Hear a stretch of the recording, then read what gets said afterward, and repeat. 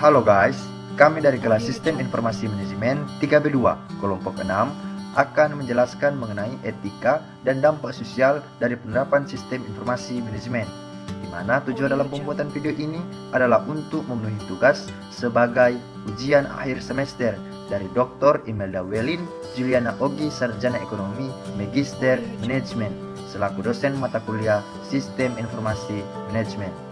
Sebelum lanjut, jangan lupa klik like, comment, and subscribe ya teman-teman.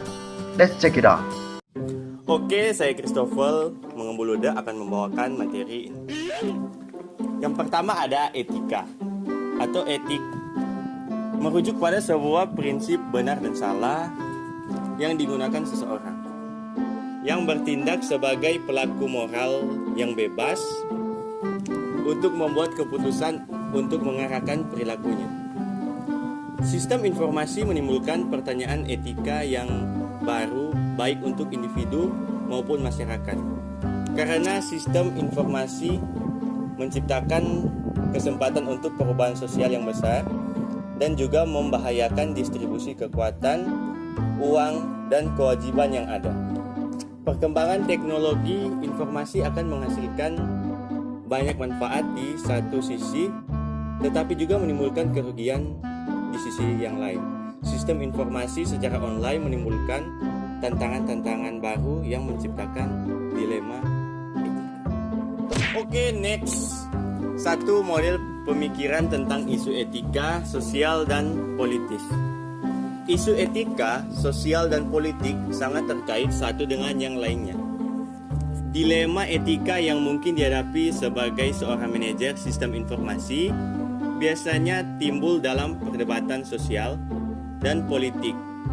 Pengenalan teknologi informasi yang baru memiliki dampak yang seperti gelombang menimbulkan isu etika, sosial, dan politik baru yang harus ditangani di tingkat individu, masyarakat, maupun organisasi.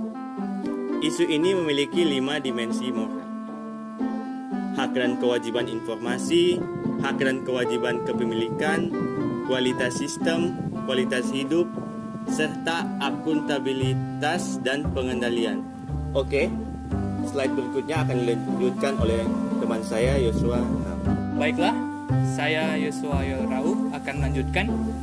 Yang kedua, tren teknologi utama yang memunculkan isu etika. Ada 4 tren teknologi utama yang bertanggung jawab atas tekanan-tekanan etika ini, yaitu yang pertama, kecepatan komputasi berlipat 2 kali setiap 18 bulan. Pengaruh, banyak organisasi bergantung pada sistem komputer untuk operasi yang penting. Yang kedua, biaya penyimpanan data menurun dengan cepat. Pengaruh, perusahaan dapat dengan mudah memelihara secara terperinci masing-masing basis datanya. Yang ketiga, kemajuan analisis data. Pengaruh, perusahaan dapat menganalisis data berukuran besar yang diperoleh secara terpisah untuk mengembangkan profil yang terperinci atas perilaku individu. Yang keempat, kemajuan jaringan dan internet. Pengaruh, menyalin data dari lokasi ke lokasi yang lain dan mendapatkan data pribadi dari lokasi yang jauh menjadi sangat mudah. Selanjutnya, etika dalam masyarakat informasi. Etika adalah suatu masalah bagi manusia yang memiliki kebebasan untuk memilih. Etika adalah tentang pilihan masing-masing orang. Yang pertama, konsep dasar, tanggung jawab, akuntabilitas, dan liabilitas. A. Tanggung jawab atau responsibility adalah sebuah elemen penting dari tindakan etika. B. Akuntabilitas atau accountability adalah ciri-ciri dari sistem dan intuisi sosial. Ini berarti bahwa ada mekanisme yang menentukan siapa yang melakukan tindakan yang bertanggung jawab dan siapa yang bertanggung jawab. C. Liabilitas atau liability adalah ciri dari sistem politis di mana suatu badan hukum mengambil peranan yang memberi izin kepada individu untuk memperbaiki kerugian yang disebabkan oleh pelaku, sistem, atau organisasi lain. Oke, selanjutnya akan dibawakan oleh Gilang Tuwijoyo. Baiklah, saya Gilang Alvin Tuwijoyo akan melanjutkan presentasi kelompok kami. Berikutnya, 2. Analisis etika. Ketika dihadapkan pada situasi yang tampaknya memunculkan isu etika dalam menganalisis masalah, terdapat 5 langkah berikut untuk mengatasinya. Antara lain, identifikasi dan jelaskan faktanya dengan jelas. Idefinisikan konflik atau dilemanya, dan identifikasi nilai-nilai luhur yang terlibat, identifikasi pihak-pihak yang berkepentingannya, identifikasi pilihan yang dapat Anda ambil dengan beralasan, identifikasi potensi konsekuensi dari pilihan Anda. Ketiga, prinsip etika kandidat. Perlakuan orang lain seperti apa yang Anda harapkan dari orang lain atau golden rule. Jika sebuah tindakan tidak baik untuk dilakukan oleh semua orang, tindakan itu tidak baik untuk dilakukan oleh siapapun juga. Jika sebuah tindakan tidak tepat dilakukan berulang-ulang, tindakan ini tidak tepat diambil. Ambil tindakan yang dapat mencapai sebuah nilai yang lebih besar atau luhur. Ambil sebuah tindakan yang menghasilkan potensi bahaya atau biaya yang paling sedikit. Keempat, kode etik profesi. Setiap sekelompok orang ingin mengaku sebagai profesional. Mereka mengambil hak khusus dan kewajiban karena klaim khusus mereka untuk pengetahuan, kebijaksanaan, dan rasa hormat. Kode etik profesional yang diumumkan oleh asosiasi profesional seperti Asosiasi Medis Amerika atau AMA, American Bar Association atau ABA, Asosiasi Profesi Teknologi Informasi atau AETP, dan Association for Computing Machinery atau ACM.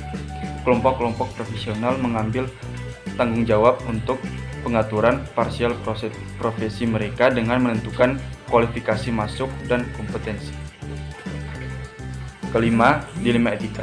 Sistem informasi telah menciptakan dilema etika baru di mana satu set kepentingan diadu lain. Sebagai contoh, banyak dari telepon besar perusahaan di Amerika Serikat menggunakan teknologi informasi untuk mengurangi ukuran tenaga kerja mereka.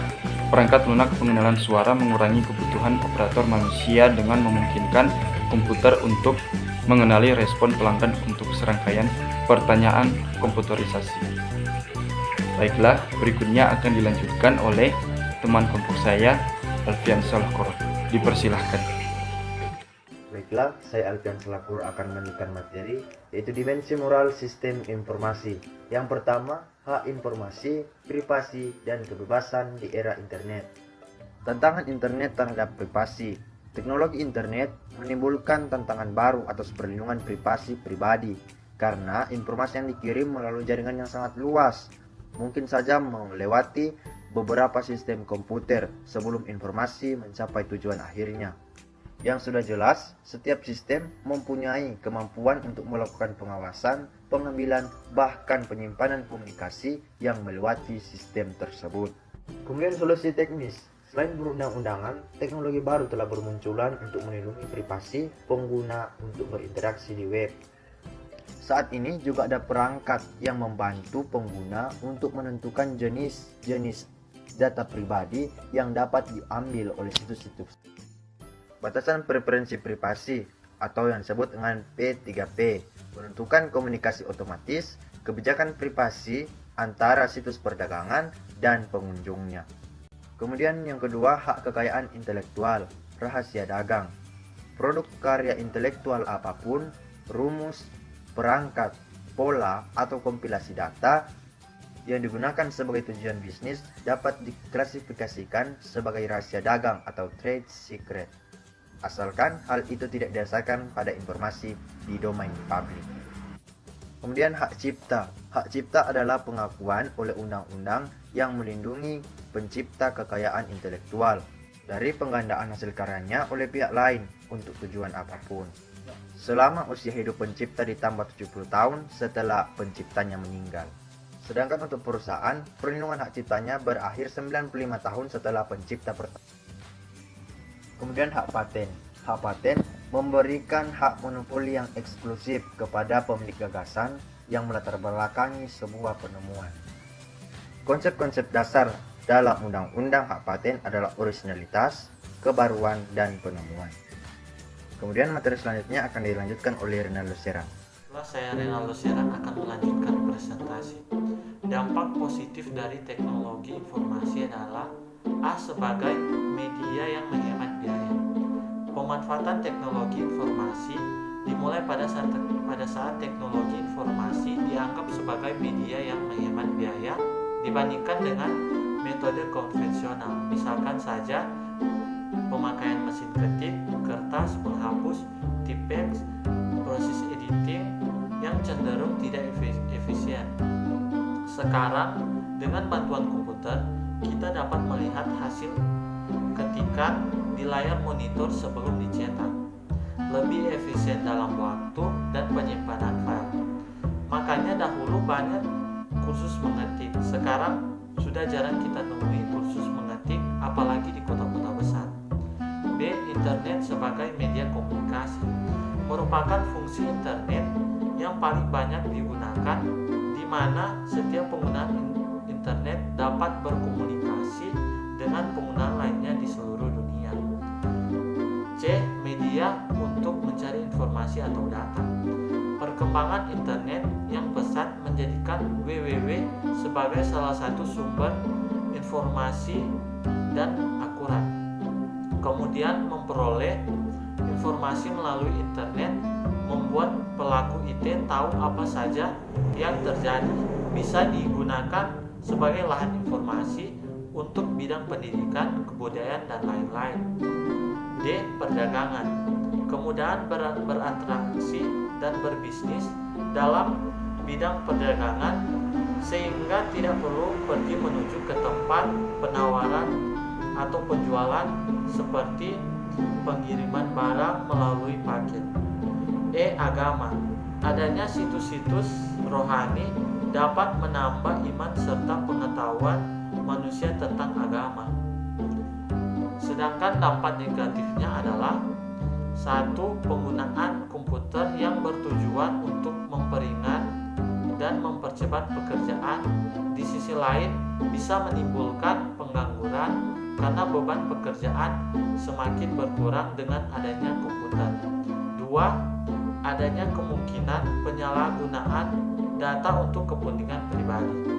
Kemudahan pengelolaan informasi dalam bentuk pengangkalan data memberi peluang untuk memindahkan data yang tadinya milik pribadi atau rahasia dapat diakses oleh orang lain. 3. Perlindungan terhadap hak cipta seorang sulit diwujudkan. Sebuah karya atau kumpulan data dapat dengan mudah dikopi dan dimiliki oleh orang lain tanpa seizin pemilik informasi tersebut. Terlebih jika tujuannya digunakan untuk mencari keuntungan pribadi. 4. Ketergantungan pada komputer menimbulkan kelemahan bila listrik mati atau komputer terserang virus, maka data tidak dapat diakses. 5. Ketidakmampuan sumber daya manusia dalam menguasai teknologi dapat menimbulkan kendala dan munculnya anggapan bahwa teknologi justru menghambat pekerjaan. Selanjutnya dikembalikan kepada moderator. Oke guys, terima kasih sudah menonton video kami. Jangan lupa like and subscribe.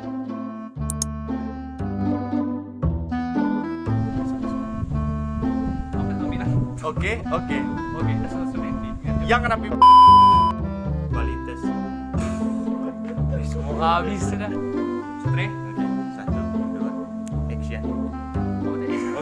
Oke. Tunggu. Tanggung